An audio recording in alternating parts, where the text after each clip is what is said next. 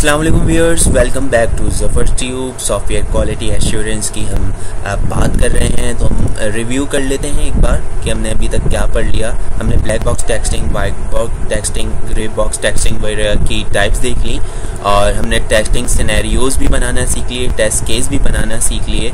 अब हम testing checklist के जानिब बढ़ेंगे और देखेंगे कि उसको किस तरीके से जो है वो सॉल्व किया जाता है। तो चेकलिस्ट के बारे में बात की जाए तो checklist should be run in a defined procedure. एक पूरा प्रोसीजर डिफाइन किया हुआ होता है लाइक अ डॉक्यूमेंटेशन, और ये आपको हेल्प करता है कि आपका जो है वो टेस्ट किस तरीके से रन हो रहा है फुली, और क्या क्या चीज़ें उसमें पास हुई हैं और क्या क्या चीज़ें फेल हुई हैं। ये बिल्कुल टेस्ट केस की तरह होता है, पर इसमें थोड़ी सी जो है वो चेंजेस होती हैं, और ये जो है वो डिटेल्ड होता है, डिस्क्रिप्टिव फॉर्म में होता है।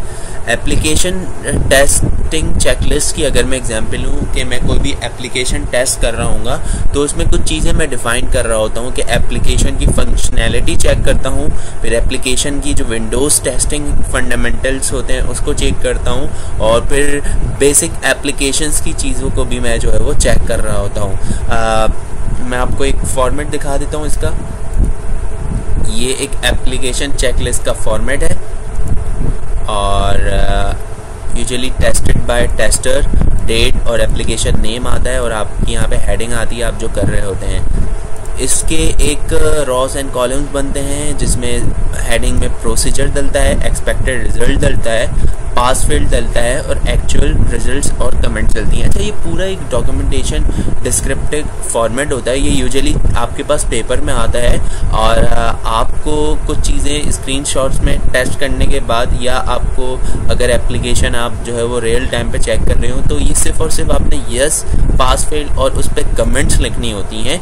बाकी आपकी एप्लीकेशन की फंक्शनैलिटी और विंडोज़ फंडामेंटल्स मतलब प्रोसीजर्स आपको दिए होते हैं। लाइक आप याद होगा, आप जो प्रैक्टिकल्स करते थे 9-10 में, उसमें भी प्रोसीजर्स दिए हुए थे, तो ये उसी तरीके से एक पूरे के पूरा प्रोसीजर प्लान हुआ है। अब आप देखेंगे एप्लीकेशन फंक्शनैलिटी में आपसे पूछा गया है कि perform primary functionality and maintain stability. जो उसके प्राइमरी फंक्शंस हैं क्या वो काम कर रहे हैं, तो एक्सपेक्टेड रिजल्ट में यस लिख दिया है और वो पास लिख दिया है, और opens and allow student to practice keyboarding without program errors, और हैंग कोई भी हैंग नहीं हो रहा, कोई भी एरर नहीं आ रहा, और कीबोर्ड वगैरह सारी की सारी चीज़ें प्राइमरी फंक्शन सही तरीके से काम कर रहे हैं। अच्छा, एक आप अगर विंडोज़ फंडामेंटल में देख लें तो यहाँ पे install under a user account, install user account में कुछ जो भी चीज़ें दी हुई हैं क्या वो सही तरीके से इंस्टॉल हो रही हैं, तो एक्सपेक्टेड रिजल्ट में नो आया है। पास फेल में जो है वो ये पास हो गया है, पर इसमें जो कमेंट है वो ये है कि does not install under student user account. ये स्टूडेंट यूज़र अकाउंट में जो है वो नहीं हो रहा है, तो आई थिंक ये फेल ही होगा क्योंकि ये पास नहीं किया गया है। स्टूडेंट अकाउंट जो था उसमें ये फंडामेंटल विंडोज़ का रन नहीं हुआ है।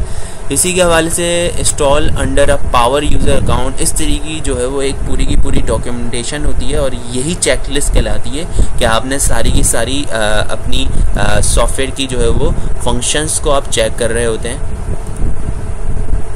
आप आगे देख लें, बेसिक्स एप्लीकेशन टेस्टिंग में भी बहुत सारे प्रोसीजर्स डिफाइन होते हैं आपको, जैसे performance expected when other application are open. मतलब यहाँ पे मल्टीपल एप्लीकेशंस की बात की जा रही है बेसिक एप्लीकेशन ऑपरेशन में, तो ये यस और पास हुआ है, और इसका एक्चुअल रिजल्ट है कि कोई भी एरर या हैंग नहीं हुआ जब दूसरी एप्लीकेशंस इसके चलते हुए खोली गई।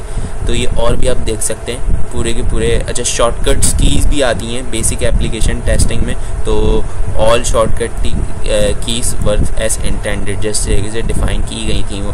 तो ये इस तरीके की आपकी चेकलिस्ट बनती है। आपको पेपर में कोई सिनेरियो दे दिया हो या आपको कोई स्क्रीनशॉट दे दिया हो, तो उस हवाले से आपने उस एप्लीकेशन के इंटरफेस को देखते हुए ये पूरी की पूरी काफ़ी जो है वो डिस्क्रिप्टिव प्रोसीजर्स होते हैं जो डिफाइन होते हैं। अच्छा, बग रिपोर्ट्स की बात कर लेते हैं। बग रिपोर्ट्स का मैं आपको फॉर्मेट दिखा देता हूँ। बग रिपोर्ट का क्वेश्चन इस तरीके का आता है कि आपने जो है वो एक लिंक दी हुई होती है आपको साइट की, तो आपको स्क्रीनशॉट दिया हुआ होगा और आपने एक्सप्लोरेटरी टेस्टिंग फाइंड आउट करनी होगी। ये टेस्टिंग की टाइप्स में से एक टाइप है एक्सप्लोरेटरी टेस्टिंग।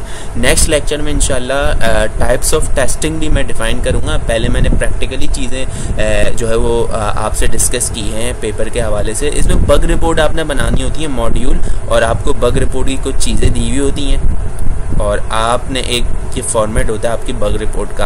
आप बग रिपोर्ट में आईडी नंबर लिखते हो ताकि आपकी बग रिपोर्ट आइडेंटिफाइड हो सके। नेम लिखते हो, आप जो भी चीज़ मतलब टेस्ट कर रहे हो, बटन टेस्ट कर रहे हो, कलर्स टेस्ट कर रहे हो, अपना नाम लिखते हो जो भी रिपोर्टर को है, सबमिशन डेट, और आप समरी में लिखते हो कि आप एक्सप्लोरेटरी टेस्टिंग कर रहे हो और जिसमें थिंग्स जो है वो अनसीक्वेंस मैनर में होती हैं। So all things should be in proper manner and in aligned form. तो आप फिर URL देते हो जो आप टेस्ट कर रहे होते हो। अगर पेपर में आपको स्क्रीनशॉट दिया होगा तो उसमें URL भी दिया होगा, आप URL लिखते हैं। स्क्रीनशॉट्स भी की भी वही URL आती है। प्लेटफॉर्म कौन सा है अगर आपको बताया हुआ है तो आप ये लिख देते हैं, ऑपरेटिंग सिस्टम लिखते हैं, ब्राउज़र लिखते हैं, और सेवरिटी लिखते हैं कि आपका जो बग है वो मेजर है, माइनर है या नेग्लिजिबल है, मतलब नज़रअंदाज किया जा सकता है या नहीं। इसी तरीके से आप जो है वो बस डिस्क्रिप्शन लिख देते हैं, स्टेप्स लिख देते हैं। आपको एक पूरा का पूरा फॉर्मेट डिफाइन किया हुआ होता है। आपने प्रॉब्लम फाइंड आउट करनी होती है और जो है वो आपने बग रिपोर्ट सॉल्व करनी होती है। कलर मैचिंग प्रॉब्लम्स वगैरह आसान है ये बहुत ही, और एक पूरा जो है वो फॉर्मेट आपको गिवन होता है। जैसा आपने जो है वो अगर टेस्ट केसेस और टेस्ट सिनेरियोज सही से पढ़े हुए हैं तो आपको जो है वो आसानी हो जाती है इन चीज़ों को समझ में। अच्छा, नेक्स्ट वीडियो में हम इंशाल्लाह टेस्ट स्ट्रेटजीज़ और टाइप्स ऑफ टेस्टिंग के बारे में बात करेंगे, जो कि थ्योरी की हमारी जो है वो पेपर जब हम सॉल्व करते हैं तो वो सारी चीज़ें हम सॉल्व कर सकेंगे। Thank you so much for watching. अल्लाह हाफिज़।